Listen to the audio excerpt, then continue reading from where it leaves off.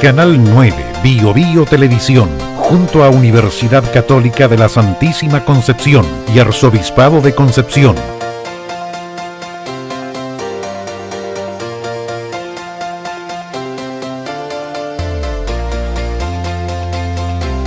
Presentan Diálogo.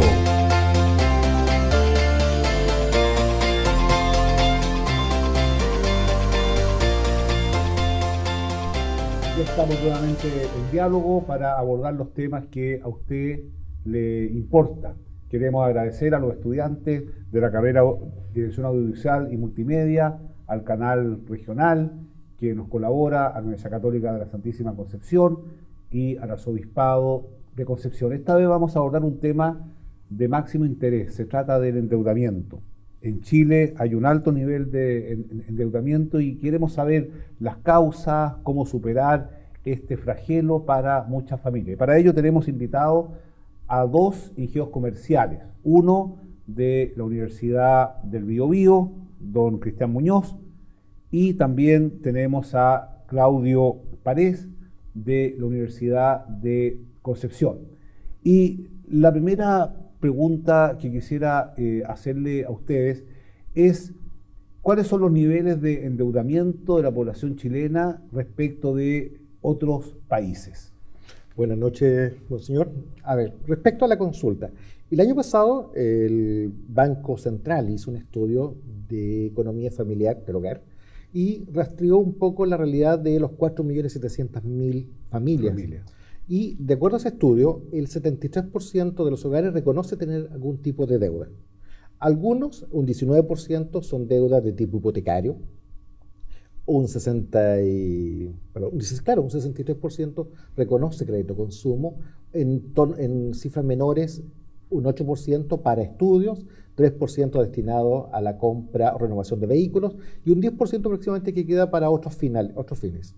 Ahora, estas personas provienen de todo el espectro social del país, o los pobres se endeudan más, los hombres respecto a las mujeres. ¿Hay algún estudio al respecto? Sobre el particular, este estudio señala que el 50% de los hogares que reciben ingresos inferiores a los 760.000 pesos se encuentran endeudados en manera similar al que tiene otros segmentos. Ahora, ¿en qué se gasta o en qué se endeuda la familia?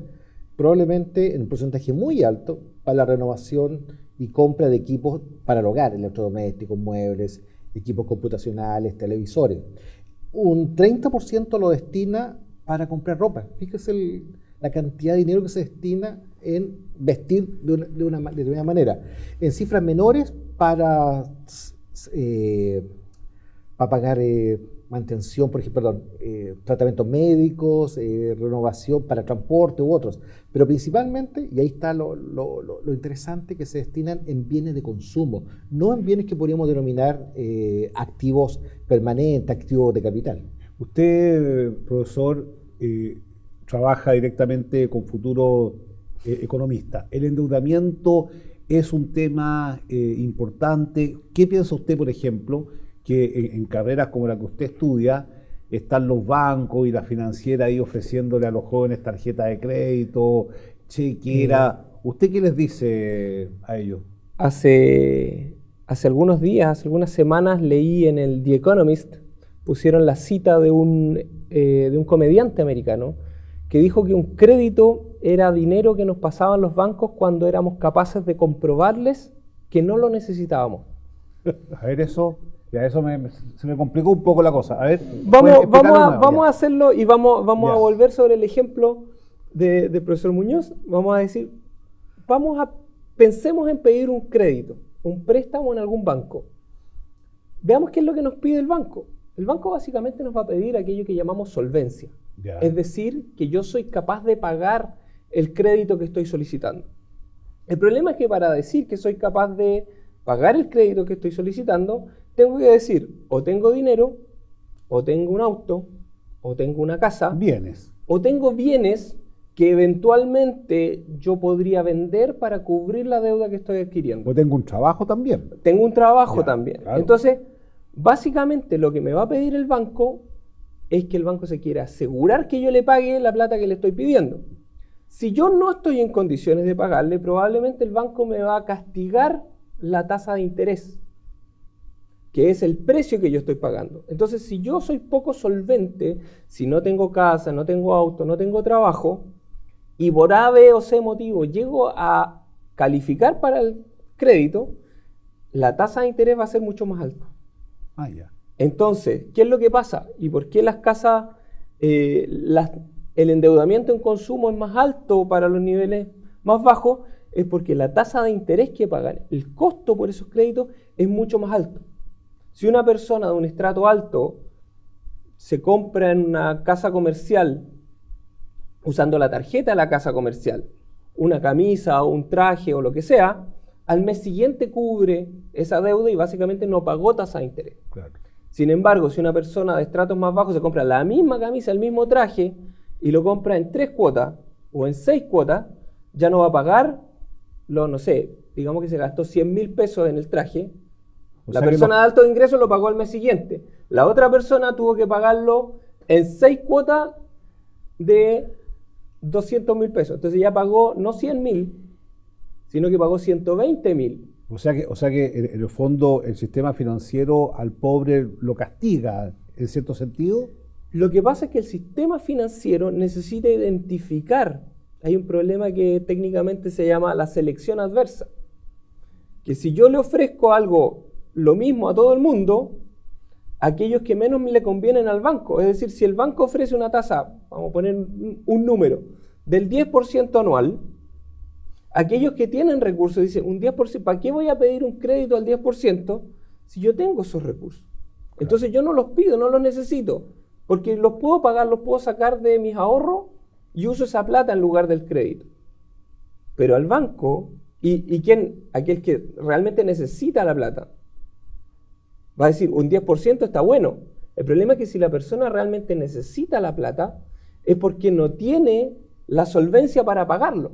Entonces, para el banco es menos atractiva esa persona. Yeah. Y por lo tanto, al establecer una tasa pareja, el banco atrae precisamente a aquellos a los que no quiere atraer. Perfecto. Por eso se llama selección adversa. ¿Qué es lo que hacen los bancos entonces? Me piden un montón de papeles en los que yo certifique que soy un buen cliente, y si soy un buen cliente y no necesito el dinero, me lo van a prestar. Claro. Pero si yo soy un mal cliente, soy pobre, no tengo activos, etcétera, me van a decir, bueno, le presto el dinero, pero claro, usted no me paga un 10, me paga un 20%. Claro. Y eso a veces no se hace de manera explícita.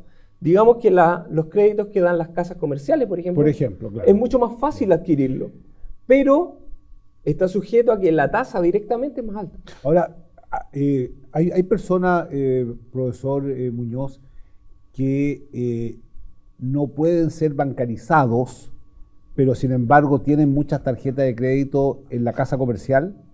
¿Pasa eso? Sí, y de hecho este mismo estudio al que hacía referencia antes lo señala claramente. Dice que del 63% que tiene créditos de consumo, el 26%, la mayor cantidad de personas, tiene deudas con casas comerciales, respecto a los que tienen deudas solo con bancos, que es solo un 11%. Pero de eso, ¿qué porcentaje, ese porcentaje de personas no podrían tener un crédito del banco? Fíjate, alto. A ver, lo más seguro que si empezamos a depurar, muchos de ellos jamás van a ser sujetos de banco.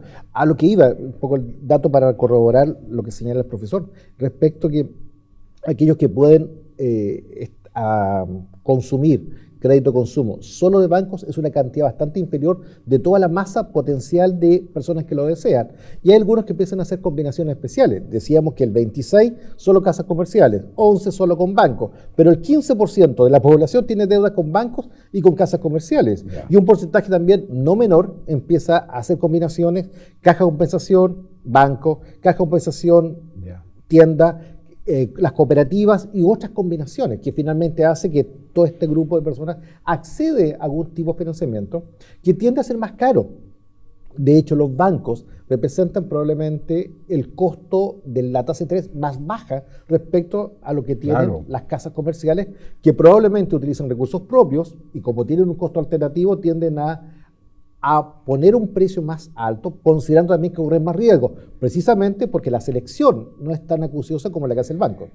Quiero hacerle Una pregunta más bien práctica para las personas que están escuchando y por favor escríbanos a @pdiálogo. ¿Quién podría asesorar a una persona que está absolutamente acogotada con las deudas? Que tiene las combinaciones que habla el profesor Muñoz, es decir, está en una cooperativa, en un banco, casa comercial y ya revienta. ¿Quién puede ayudarlo? ¿Existe una asesoría en alguna parte o esas personas están solas, por así decirlo?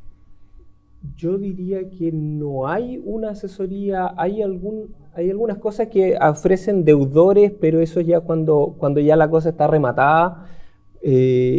Hay abogados y hay firmas que están ofreciendo hoy día, asegúrese que no le rematen sus bienes, nosotros le aseguramos que no lo embarguen, que nosotros lo defendemos en casos extremos. Sin embargo, yo creo que hay que ser pero lo defienden el mejor asesor. Perdón. ¿Ah? ¿Contra el embargo, por ejemplo. Ya. Es decir, que si ya Okay. básicamente me tuve que dejar la barba, no por razones estéticas, sino que para que no me reconozcan. Ya. El mejor asesor, como el chiste aquel que, oye, debo 50 millones, me andan persiguiendo, pero afeítate entonces, que sin barba debo 100.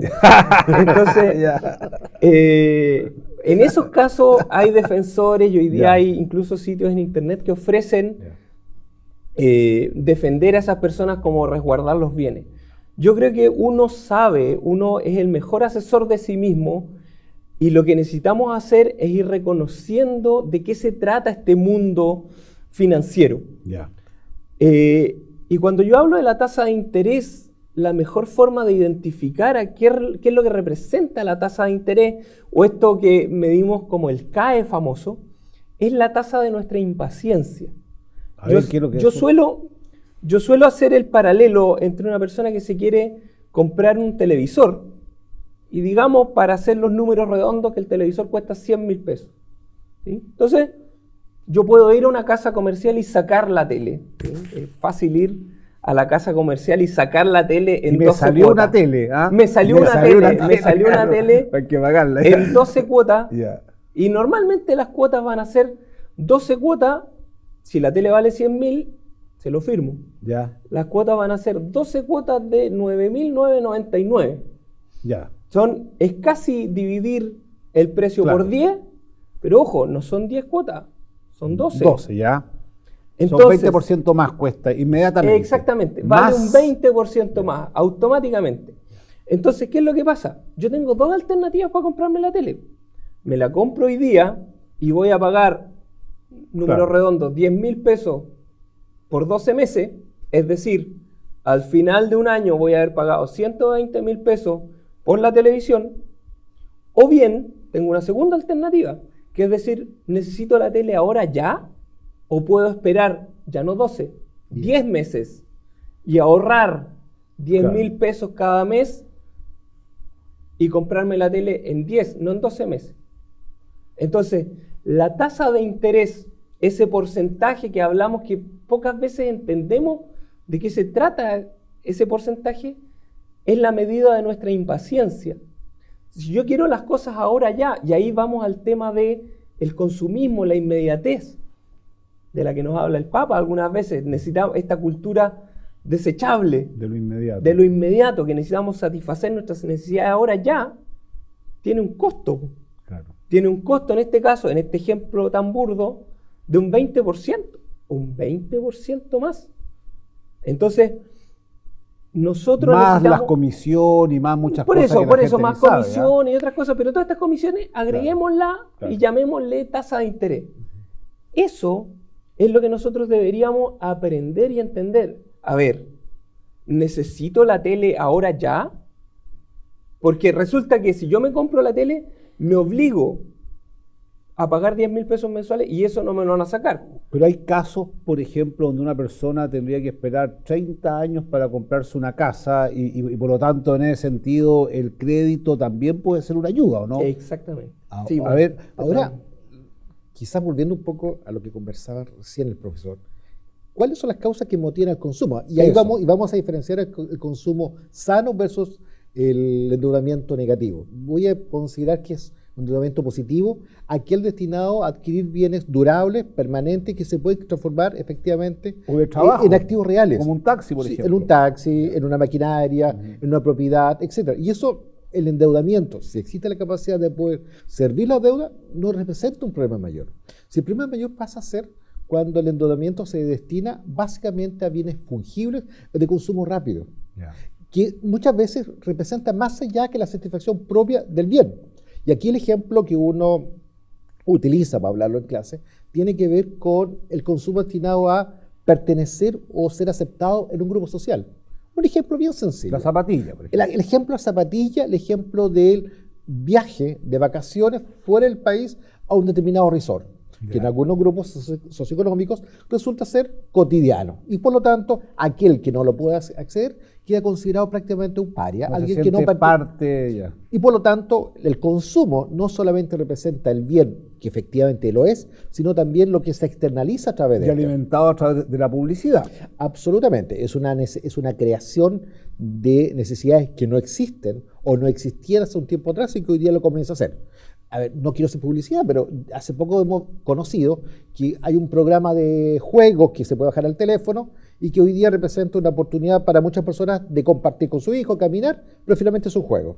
No es una necesidad que tengamos, pero sin embargo, a poco andar vamos a ver que hay que invertir dinero para comprar vidas, para comprar una nueva batería, tener conexión a internet cuando no la tenía, es decir, comenzamos a crear necesidades solamente para poder ser parte de un determinado grupo de referencia que el individuo accede. Y en ese caso, ese es un tipo de consumo y endeudamiento que podemos llamar negativo perverso. Ahora, yo soy muy crítico porque tengo la impresión que la sociedad ya funciona en torno al consumo, y un consumo que en el fondo que se genera a través de la publicidad, y creo que, no sé si ustedes como economistas han estudiado eso, porque ¿qué pasaría, por ejemplo, si el consumo deja de ser el centro de la vida de las personas? Quedaría mucha gente sin trabajo, ¿no? Pregunta. A ver, en términos generales, el consumo lo entendemos como la etapa final de un proceso productivo.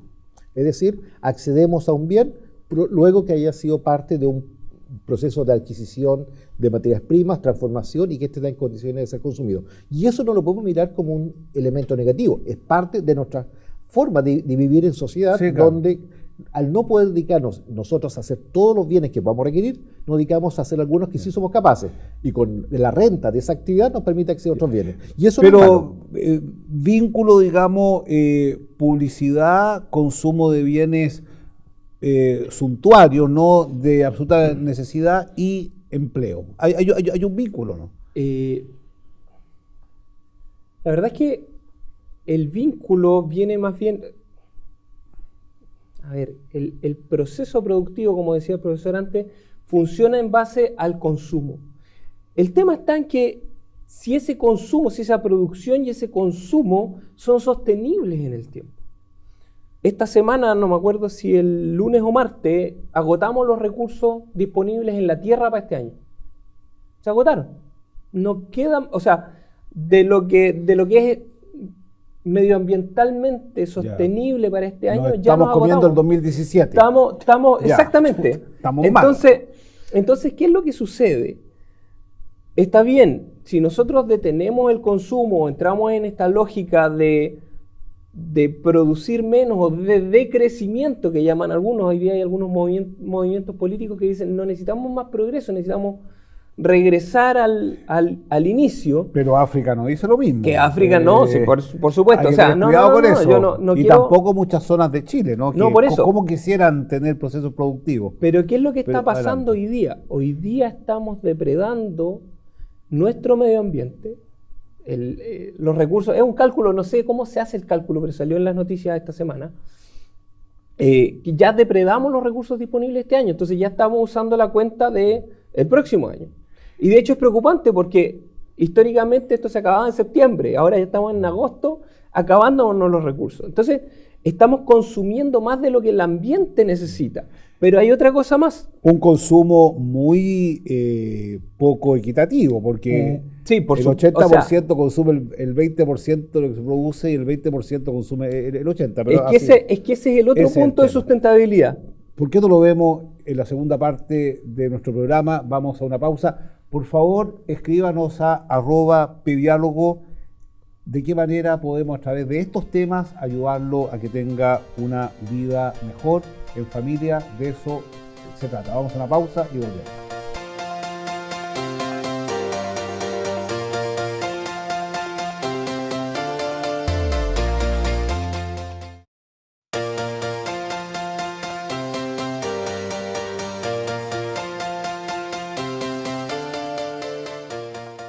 Aquí estamos con nuestros invitados, Claudio Parés, de la Universidad de Concepción, Cristian Muñoz, de la Universidad del Biobío, hablando de endeudamiento, pasamos a economía, ahora estamos en el medio ambiente. ¿Hay conciencia entre sus alumnos respecto del último estudio de la CEPAL, que el 80% de la población consume el 20% de todo lo que se produce? Y el otro 20% de la población consume el 80% de lo que se produce. Hay conciencia, hay algunos proyectos que tiendan a revertir eso, porque en Chile pasa lo mismo. En Chile se dice que hay un ingreso per cápita de $23.000, que ya es un país desarrollado, pero hay zonas donde el ingreso per cápita no llega a $5.000. ¿Son temas de conversaciones o no? Entre los alumnos, así la firme. De entre los alumnos que no son temas, yo me encargo de que sea tema. Ya. Sí, efectivamente, cuando uno cuando uno enseña economía, es necesario enseñar que esto es algo que hemos ido perdiendo y es necesario enseñar que el centro de todo nuestro estudio es el ser humano. Al final del día nosotros desnaturalizamos muchas cosas, como hablamos de la tasa de desempleo, por ejemplo.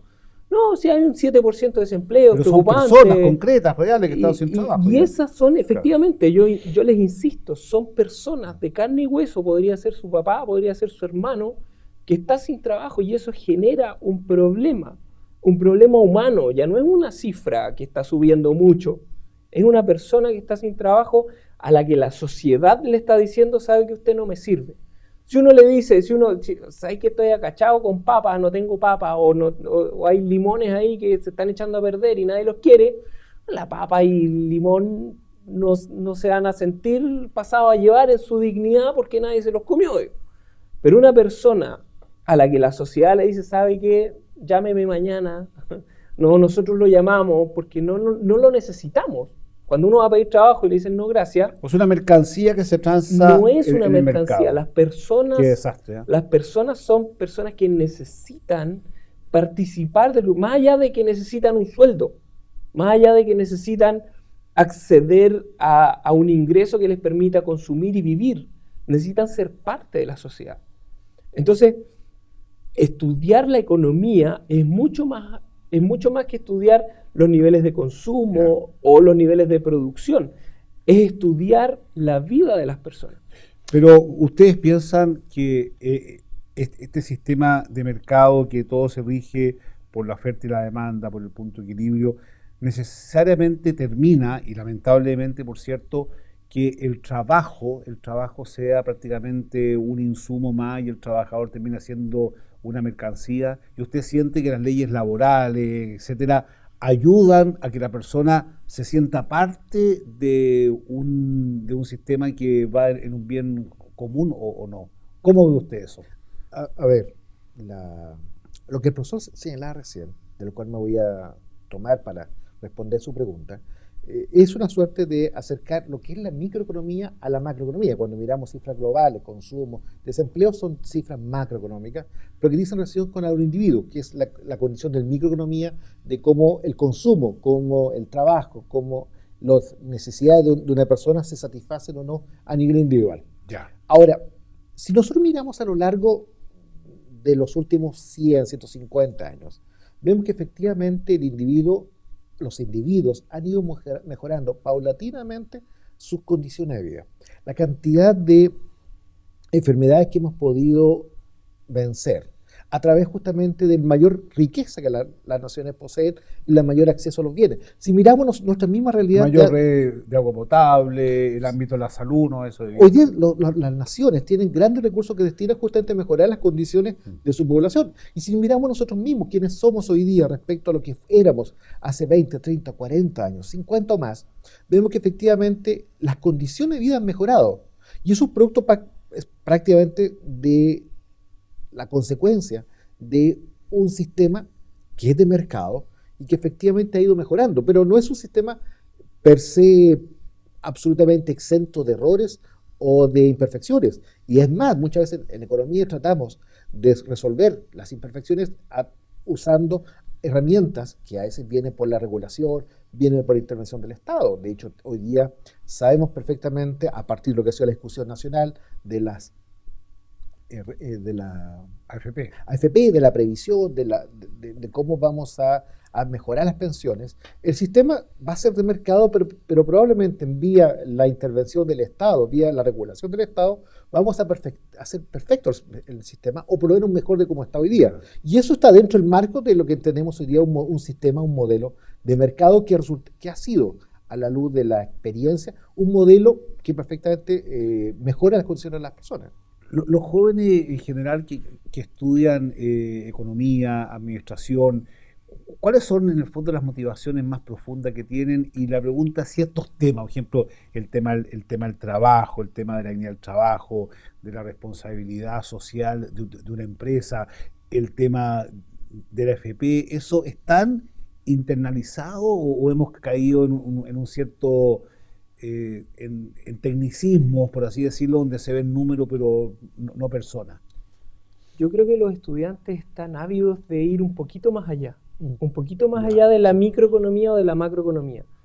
Yo no me quería referir a la diferencia entre la macroeconomía y la microeconomía. Pero ya lo hizo el profesor Muñoz, así que... Yo creo que el fondo y lo que los estudiantes están ávidos, cuando uno les habla un poquitito más allá del número, uno transforma las funciones de utilidad, las funciones de producción y los costos y toda esta cosa de la que solemos hablar en economía, y les dice, ¿sabe qué?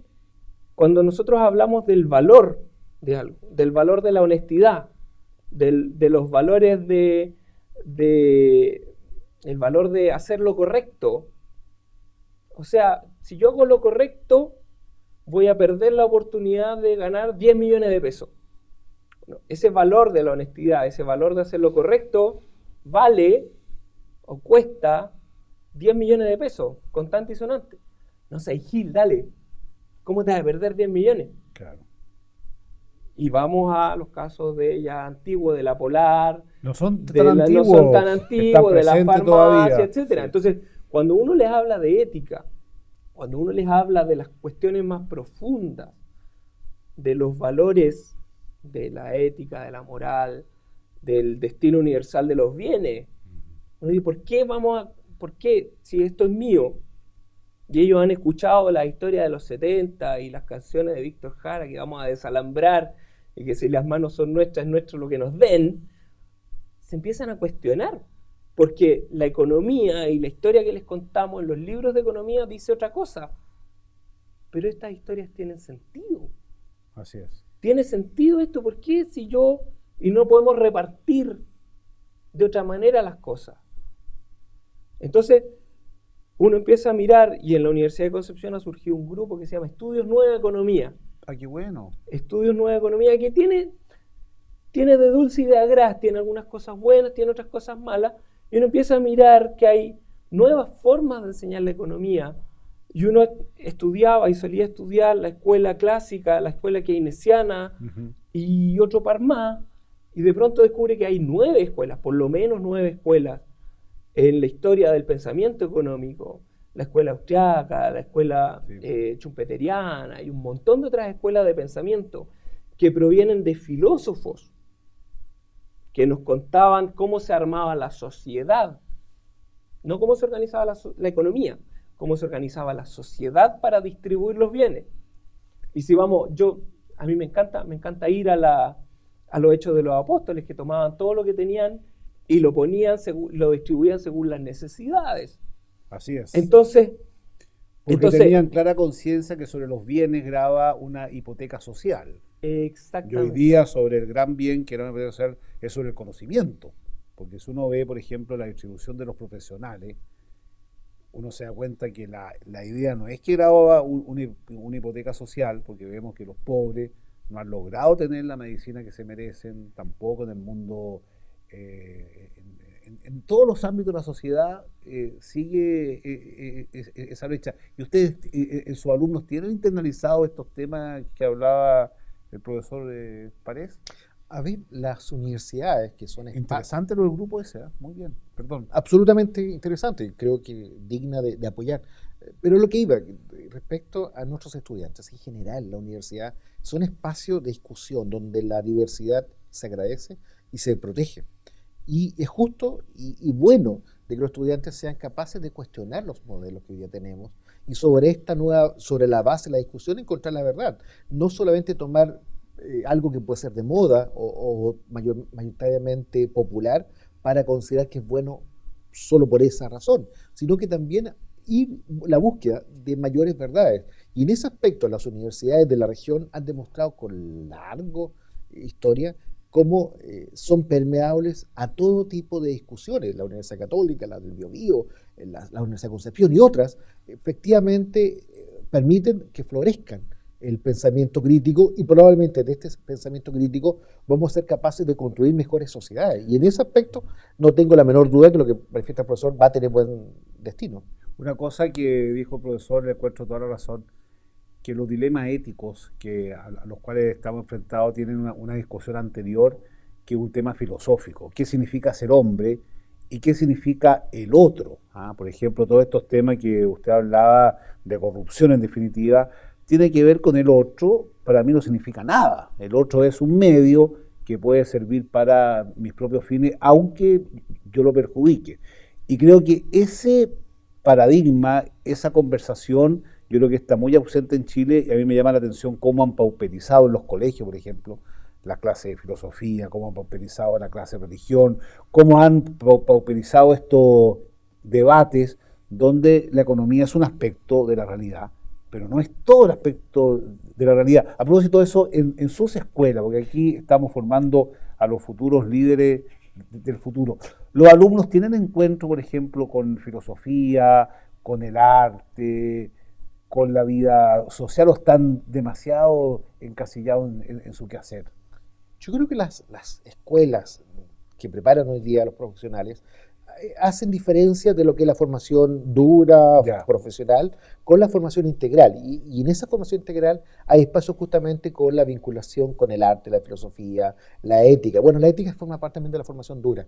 En realidad, difícilmente que... ¿Hay cursos de ética? Sí, necesario. Y yo creo que en ese aspecto nuestras carreras tienen una deuda todavía pendiente, porque finalmente son en nuestras escuelas donde se forman probablemente la mayoría de los tomadores de decisiones en el ámbito de negocio. Lógico. Y si ellos no les enseñamos adecuadamente la ética y el valor de las buenas decisiones, que no solo tienen impacto en lo privado, sino también en lo social, estamos negativos. ¿En qué están los exalumnos de ustedes? Así, si usted hace un mapeo rápido, así... ¿En qué están? ¿En qué están? Los ingenieros comerciales de la Universidad de Concepción. Ingenieros comerciales y también los del Biobío. ¿En qué están? ¿Dónde están? En todas partes. Bueno, a esta altura una escuela que tiene más de 50 años de trayectoria. Pero los últimos, los jóvenes que salen, ¿a dónde se van? ¿A los bancos, a la cosa productiva, a la cosa de estudio? Hay una parte que está en cuestiones de banco. Hay una parte importante que está trabajando en proyectos, en reparticiones públicas. Recuerdo que gente de mi generación fue al Ministerio Público, por ejemplo, porque cuando yo salí de la universidad, mis compañeros, se estaba abriendo el nuevo sistema procesal penal, entonces la administración de los centros de justicia requería gente que los administrara. Entonces hay una gama de personas que han trabajado en el ámbito de la salud, en una diversidad de temas. Y yo quería hacer un alcance respecto de lo que... ¿Emprendedores? Emprendedores hay bastante. Sí, también hay bastante. Por favor, pregúntale. Yo quería hacer un alcance y nosotros en la Universidad de Concepción no tenemos formalmente cursos de ética, sino que estamos tratando de implementar una nueva forma de enseñar la responsabilidad social que proviene del pensamiento crítico. Nosotros tratamos de inculcarle a los estudiantes que vayan un poquito más allá de lo que nosotros les enseñamos, que nos cuestionen, que vayan cuestionando las cosas, pero con el sentido de que esto sea útil para la sociedad. Y esto no va a ser un curso aparte, no va a ser un curso de formación general donde van a ir a aburrirse una hora o lo que sea, porque lo ven como algo ajeno, sino que lo hemos tratado de incorporar en las clases de economía. De hecho, los chicos de primer año en economía ya tienen la implementación de lo que llamamos las macrocompetencias genéricas, que es decirle, mire, usted no solo en economía, sino que en administración, en matemáticas, en su vida, tiene que ser muy crítico con lo que está mirando. Y tiene que conversar con el otro, porque el otro tiene sus razones y tiene su verdad. Y a lo mejor yo estoy equivocado y él está bien. Así. Y vamos considerando y vamos poniendo al otro por delante. Porque la responsabilidad social no es solo regalarle algún auspicio a algún centro cultural, sino que es entregar salarios éticos, como decía Monseñor Goich. ¿Sí? El salario ético no se trata de llegar a un número, se trata de que las trabajo permita a la gente vivir. Que el trabajo vale el esfuerzo de la persona y que le permite vivir de manera digna, y ese trabajo lo tiene que pagar y reconocer la empresa. Claro. Cuando yo transformo ese número en un subsidio que da el Estado, estoy desperfilando la ética. ¿Cómo se compatibiliza eso, por ejemplo, con el dumping que se ve en la materia prima, por ejemplo, que llega a Chile, que empieza a bajar un poco la producción porque no hay posibilidad de competir, digamos? Hoy día, cuando nuestros empresarios compiten con el mundo, probablemente se tienden a pensar de todo lo que nos llega de Asia, donde además del dumping duro que uno puede conocer, también existe un dumping laboral, donde la mano de obra llega a valores bastante más bajos. Y hay bastante movilidad también. Y bastante más bajo razonable. Movilidad laboral, increíble. Y eso hace que efectivamente la competencia sea difícil, la competencia no es una competencia leal, y donde las capacidades que tenemos desde acá, desde esta parte del mundo, de establecer sanciones a aquellos países que alientan el dumping o que lo encubren, definitivamente son bastante bajas. Es decir, nosotros frente a los poderosos asiáticos difícilmente podemos contrarrestar nuestra fuerza de economía. Pero hay un punto... Pero es complicado eso, porque los puestos de trabajo van a empezar a disminuir, evidentemente, ¿no? La especialización nos debiera ayudar a mejorar nuestras habilidades productivas, Claro. pero indudablemente cuando salimos a competir de igual a igual en elementos donde no hay mucha diferenciación, probablemente el dumping en cualquiera de sus formas nos va a pasar la cuenta y efectivamente no vamos a poder competir. Algo sí ya pasó en esta región con respecto a todo lo que fue la industria de las telas, donde... Calzado, tela. Las quebraron. Absolutamente. Pero esas personas han podido reconvertirse finalmente y a poder ingresar a nuevas industrias, nuevos negocios. Pero el Estado observa esto, o tiene políticas públicas que ayuden, digamos, a hacer surgir estas empresas, o piensan que no hay nada que hacer en general. ¿Cómo ven ustedes esto como profesores, como economistas, digamos? ¿Qué ha pasado en otras partes del mundo? Es que a mí me llama mucho la atención. Cuando estuve estudiando en Francia, una amiga iba a comprar una polera en una tienda del centro, una tienda chiquitita del centro, y yo le dije, pero esa polera yo la vi en una gran tienda y estaba a mitad de precio. Sí, me dijo, sí, Pero yo esta es sé. francesa. Una amiga francesa. Y me dijo, sí, yo sé, pero aquí yo conozco a la persona que me lo está vendiendo, que es una pequeña empresaria, yo sé que esa polera la hizo un trabajador al que le están pagando un salario justo y que cumple con todos los requisitos. Esa otra polera es china, viene con dumping, etc. Entonces, ahí vuelvo a la responsabilidad social, porque nosotros somos medio esquizofrénicos a veces, porque queremos los precios más bajos y buscamos a aquel que me ofrece el precio más bajo. Pero ¿cuál es el costo de ese precio más bajo? Perjudicar al productor chileno. Están perjudicando o al productor chileno o al trabajador. Claro. Nosotros a veces vamos a la gran tienda y le exigimos a la cajera, oye, pero atiéndame pues, si yo soy el cliente aquí yo tengo la razón. Y después cuando estamos en nuestro trabajo y llega alguien, oye, qué prepotente este, ¿cómo no me va a considerar si estoy en mi hora de almuerzo, etcétera? Claro. Entonces somos medio esquizofrénicos. Cuando somos consumidores queremos tener siempre la razón y cuando somos trabajadores también queremos tener siempre la razón. Entonces, ahí es donde vienen las relaciones, ahí es donde vienen las relaciones interpersonales, considerar al otro. El tema del otro, ¿eh? Yo creo que El tema del otro que tenemos que ir incorporando cada vez más a nuestro análisis. Usando el ejemplo del profesor, también quizás podemos responder la pregunta que usted hacía al comienzo de la discusión. ¿Cómo podemos ayudar en general, a mejorar las decisiones de crédito de consumo, que ha sido el tema que nos convoca? Así empezamos. Y es justamente la misma respuesta, con conocimiento.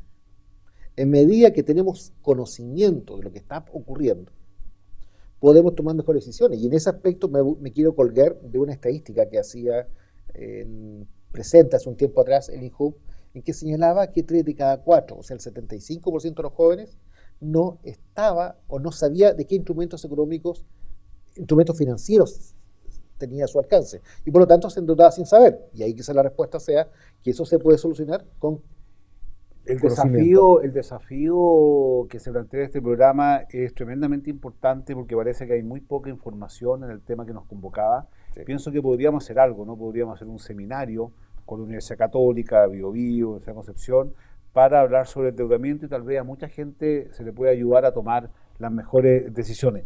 Lamentablemente el tiempo se acabó y les tengo un regalo que es la base de todo.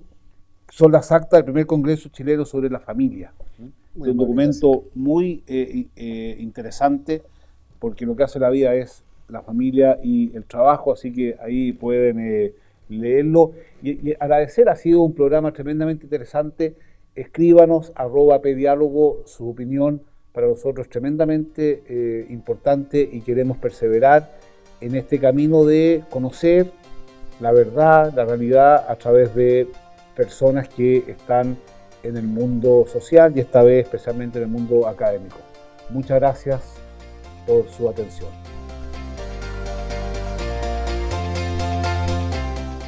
Canal 9, Bio Bio Televisión, junto a Universidad Católica de la Santísima Concepción y Arzobispado de Concepción.